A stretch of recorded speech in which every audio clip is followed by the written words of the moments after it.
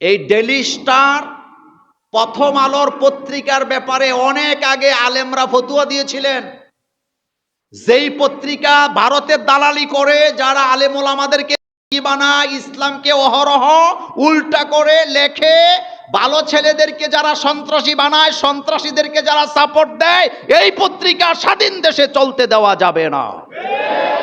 কিন্তু daily star প্রথম আলো, আরেকটা হলো কি, এটারে ডেইলি স্টার কইেন, এটা দিল্লি স্টার কইেন। তারা চিরটা কাল আলেম ওলামাদেরকে জঙ্গি বানাবার নাটক করছে। ইসলামিক বই পাইলে কইছে জঙ্গি বই পাওয়া গেছে, কোরআনের তাফসির পাইলে বলছে কি জঙ্গি বই পাওয়া গেছে। 2017 সালের ঘটনা, আমার বাসায় গোয়েন্দা বিভাগের লোক আসছে। দুপুর বাজে তখন 11টার সময় আমি শুয়ে আছি, আমার ওয়াইফ রান্না করে, কলিং বেল বাজছে, দরজা খুলছি। খোলার পরে দেখি কেরামান, কথা বল না, কেরামান কাতিবিন। তা আমারে দেখে একেবারে হাসি মুখে সালাম দিয়ে বলতেছে, মোল্লা ভাই কেমন আছেন? আমি কি আলহামদুলিল্লাহ। আসতে পারি? আমি কি হ্যাঁ, ওয়েলকাম, আসেন। তা আমরা কি দৌড় দৌড় না পাবলিক নাকি? আমরা কি ভয় পাই কারোরে দৌড় দেবো নাকি? আসেন আসেন। তো ড্রয়িং রুমে আসছে পরে আমি আমার ওয়াইফরে বুঝতে দিই নাই পুলিশ আসছে। আমি যাই বললাম, তুমি একটা কাজ করো, তাদেরকে একটু ওই যে ট্র্যাং গুইলা বানায় দাও, শরবত বানায় দাও। কিন্তু আমার ওয়াইফরে যদি কইতাম এরকম পুলিশ এসে শরবত বানায় দাও, দিত নি। তা আমি চাইছি তারারে একটু কি করি। তা আমার ওয়াইফ শুধু শরবত দেয় নাই, আপেল, আঙ্গুর, খেজুর, এরপরে আপনার ওই যে বাদাম সব গুছায় গেছায় ট্রের মধ্যে দিছে। আমি তাদেরে খাইতে দিছি, তারা আবার খাইছে। খাওয়ার পরে তারা বলছে আমরা একটু বাসাটা দেখবো। আমি বলছি বাসা দেখতে পারবেন, তবে ওই পাশে যেতে পারবেন না, কারণ ওখানে আমার ওয়াইফ আছে, আমার ছোট বাচ্চা আছে, আপনি এদিকটা দেখেন। তো তারা আবার আমার কথাটা মানছে। এবার একজন হাসি দিয়া কয়, মোল্লা ভাই আপনার রিডিং রুমটা কোথায়? মনোযোগ আছে না আপনাদের? কি রুম? রিডিং রুম কোথায়? তা আমার রিডিং রুমটা একেবারে বাসা, তখন আমি ভাড়া থাকতাম, ওই রুমে নিয়ে গেছি। যাওয়ার পরে আমার ওই রুমে অনেক বই, কিতাব, তাফসির, অভাব নাই। তো ওখানে যায় কিছু বই টই তারা হাতে নিয়ে, মানে আমার সাথে খারাপ আচরণ করে নাই, সত্য কথা যেটা, বলতেছে মোল্লা ভাই এই বইগুলো তো জঙ্গি বই। কি বই? তা আমি বললাম, কয় আপনার কাছে এত বই, আপনি এগুলা তো দেখলে তো তারা আপনারা জঙ্গি মামলা দিবে। তা আমি হাসি দিয়ে বললাম, ভাই এই বই দিয়া মানুষ হত্যা করা যায়? যায় নাকি? এই যে আসতে কয়, বই দিয়ে মানুষ মারা যায়? বই দিয়ে মানুষের ব্রেন কি করা যায়? ওয়াশ করা যায়। এটার আলোচনা আগামী জুমাতে করব। কলমের ক্ষমতা বেশি না অস্ত্রের ক্ষমতা বেশি? হ্যাঁ। এখন আমারে বলতেছে আপনার কাছে এত বই কেন? আপনার কাছে তো দেখি মওদুদির বইও আছে। তা আমি হাসি দিয়ে বললাম, ভাইজান আমার কাছে কিন্তু তসলিমা নাসরিনের বইও আছে। কই তাই নাকি? আমাকে হ্যাঁ। এবার আমি তসলিমা নাসরিনের হাতের লেখা বই, নির্বাচিত কলাম, আমার ছোটবেলা, ওনাদের হাতে দিলাম। দেওয়ার পরে হাসি দিয়ে বলতেছে, একজন আরেকজনকে বলতেছে, আসলে বক্তারা তো ওয়াজ করে, সব বইই তো পড়া লাগে। আমি বললাম হ্যাঁ, সব বই পড়া লাগে। এখন আমি ওনাদেরকে বললাম, ভাইজান এই যে জঙ্গি জঙ্গি বলেন, আচ্ছা বলেন তো যারা যুদ্ধ করে তাদেরকে কি বলা হয়? যোদ্ধা। বলেন কি বলা হয়? তো এই যোদ্ধা মানেই তো জঙ্গি। এর মধ্যে কোনো আর কোনো ভাষা আছে নাকি? নাই। এখন হাসতেছে, হাইসা আমার বলতেছে এখন কি করব? বই টইগুলোকে নিয়ে যাব। আমি আপনার যদি মন চায় আপনি সবগুলো নিয়ে যান, তবে খবরদার অজু কইরা বইগুলো ধরবেন। কি কইরা? তো বুঝছে। এরপরে আচ্ছা ঠিক আছে, একটু সাবধানে থাকেন, আমরা চলে গেলাম। এটা হলে একবারের ঘটনা বললাম। আরেকবার তো নিয়ে গেছিল, আবার বাসায় দিয়ে গেছে, সেটা আরেকটা ঘটনা। তা আপনাদের কাছে জানতে চাই, আপনাদের এই মসজিদে আমার জুমার খুতবার বয়স কয় বছর? হ্যাঁ, আপনাদের কোন মুসলির গায়ে আমি ঘুষা দিছি? আসতে কয়। থাপ্পড় দিছি? কারোরে গালি দিছি? কারোর থেকে টাকা হলাফ নিয়ে মাইরা দিছি? তা আমাদের অপরাধটা কি?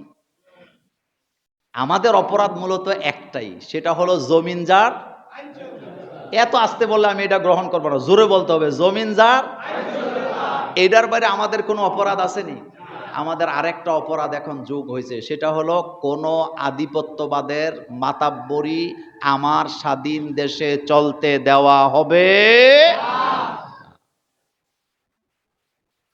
এই ডেইলি স্টার, প্রথম আলোর পত্রিকার ব্যাপারে অনেক আগে আলেমরা ফতুয়া দিয়েছিলেন। যেই পত্রিকা ভারতের দালালি করে, যারা আলেম ওলামাদেরকে জঙ্গি বানায়, ইসলামকে অহরহ উল্টা করে লেখে, ভালো ছেলেদেরকে যারা সন্ত্রাসী বানায়, সন্ত্রাসীদেরকে যারা সাপোর্ট দেয়, এই পত্রিকা স্বাধীন দেশে চলতে দেওয়া যাবে না। কেন চলবে? কেন চলবে? যেই পত্রিকা ইসলামের বিরুদ্ধে লেখে, ওই পত্রিকা পড়া তো দূরের কথা, এটা দিয়ে ঢিলা কুলুপ নেওয়া জায়েজ নেই। সাংবাদিকরা হলো জাতির বিবেক। বলেন জাতির কি? তো বিবেক মানে কি? ভালো মানুষে সন্ত্রাসী বানানো? এই জঘন্য পত্রিকাগুলো হাদির মতো লোকেরে সন্ত্রাসী বানায়া রিপোর্ট করছে। এরপরে কি করছে জানেন?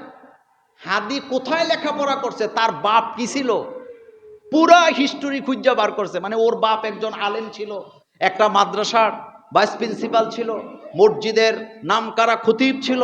ও নিজে পড়ালেখা শুরু করছে মাদ্রাসা জীবন থেকে। এখন তাদের গাত্রদাহ শুরু হয়েছে। তাইলে ও কি অতীতে জঙ্গির সাথে জড়িত ছিল নাকি? হাদিরা মরে না। বলেন হাদিরা। এত আসতে না, বলেন হাদিরা। তারা যোগে যোগে ধূমকেতু হইয়া জন্ম নেয়। কথা ঠিক কিনা? একজনকে স্তব্ধ করেছে অসংখ্য হাদি এই বাংলাদেশে তৈরি করে দিবেন কে? আল্লাহ পাক। আল্লাহ যেন আমাদেরকে বুঝার তৌফিক দান করেন। আমরা বলি আমিন। একটা স্লোগান হবে, দালালিনা আজাদি। এত আসতে না, জোরে, দালালিনা আজাদি, দালালিনা আজাদি। মুক্ত দেশ চাই, মুক্ত স্বাধীনতা চাই, কারো গোলামি নয়, কারো গোলামি নয়। আমি কারোরটা খাইও না, কারোরটা পড়িও না। তোর পেঁয়াজ তুই খা, আমার কাছে কোনো তুমি মাগনা পেঁয়াজ বিক্রি করো না, টাকা দিয়েই কি বিক্রি করো। ব্যবসা বাণিজ্য থাকবে, ব্যবসা বাণিজ্য থাকবে, লেনদেন থাকবে, আদান প্রদান থাকবে, পাড়া প্রতিবেশীর সাথে যতটুকু সম্পর্ক থাকার অতটুকু থাকবে। কিন্তু আমার দেশের বিজয় দিবস, আমার স্বাধীন দেশের বিজয় দিবস তারা ছিনিয়ে নিয়ে তাদের প্রধানমন্ত্রী বলবে এটা ভারতের বিজয় দিবস, এটা কখনো মেনে নেওয়া যায় না। বিজয় দিবস আমার না তাদের? জোরে বলেন, বিজয় দিবস আমার না তাদের? লজ্জাহীন, বেহায়া। আমাদের বাংলাদেশের মুরব্বীরা একটা কথা বলে, বেহায়ায় কয় রাজ্যই আমার। বলেন বেহায়া কয়, মুদিও বেহায়া, তার যা আছে আশেপাশে সবগুলা বেহায়া। কারণ আমার বিজয় দিবস তোর হবে কেন? বিজয় দিবস আমার, রাষ্ট্র আমার, আমি এই দেশের নাগরিক। আমার দেশ কিভাবে চলবে এটা আমরা ঠিক করব। আমাদের বাংলাদেশের মেধাবীরা ঠিক করবে, আলেম ওলামারা ঠিক করবে। শেষ কথা বলে দিয়ে যাই, ব্রিটিশ আন্দোলন সফল হয় নাই ততক্ষণ, আলেমরা নেতৃত্ব দেয় নাই যতক্ষণ। ৩৮,০০০ আলেম ব্রিটিশ আন্দোলনে জীবন দিয়া ব্রিটিশ থেকে এই ভারতবর্ষকে মুক্ত করে আনছে। বর্তমান বাংলাদেশে আলেম ওলামার অবদান আছে না নাই? কম না বেশি? জুলুম, অত্যাচার, সুদ, ঘুষ, নিপীড়ন, এরপরে যা কিছু আছে অন্যায়ের বিরুদ্ধে আলেমরাই সব সময় মিম্বরে দাঁড়ায়া কথা বলে যাচ্ছে, বলবে কিয়ামত পর্যন্ত। একজনকে থামাইলে আরেকজন কি বলবে, কিন্তু থামানো যাবে না। আপনাদেরকে কপালে চুমু দিয়া বলি, নিজের ইসলামের বিরুদ্ধে দাঁড়া করাবেন। আপনি ইসলাম মানেন না ভিন্ন কথা, কিন্তু নিজেকে ইসলামের বিরুদ্ধে দাঁড়া করাবেন না। দেশটাকে ভালোবাসতে শিখুন। দেশের একটা টাকাও যেন ভবিষ্যতে দেশের বাইরে পাচার করতে না পারে, সেজন্য প্রধান ভূমিকা হবে এই রকমের কোন লোককে নির্বাচিত করা যাবে না যে এমপি হলে, মন্ত্রী হলে বাংলাদেশের টাকা দিয়ে বেগমপাড়ায় বাড়ি বানাবে। বরং এমন লোককে এমপি হিসাবে চাই যে আমাদের সাথে ওয়াদা করবে, কসম কাটবে যে আমি মরবো এদেশে, বাঁচবো। বলেন মরবো এদেশে, আমি 10 টাকা কামাইলে এদেশে, খরচ করলে এদেশে। তাইলে বোঝা যাবে দেশপ্রেম আছে।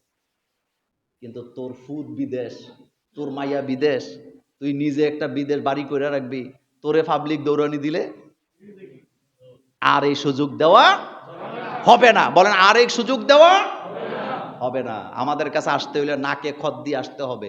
এখানে বাঁচবো, এখানে মরবো। ফ্যাক্টরি করলে এখানে করব, বলেন ফ্যাক্টরি করলে এখানে করব, ব্যবসা করলে এখানে করব, টাকা জমাইলে এখানে জমাবো, সাহায্য করলে এদেশের মানুষকে করব, এদেশের মানুষ দৌড়ানি দিলে এদেশে মরবো, এদেশে কবর হবে। তাইলে বোঝা যাবে তোমার দেশপ্রেম আছে। আল্লাহ যেন আমাদেরকে বুঝার তৌফিক দান করুক, আমরা বলি আমিন।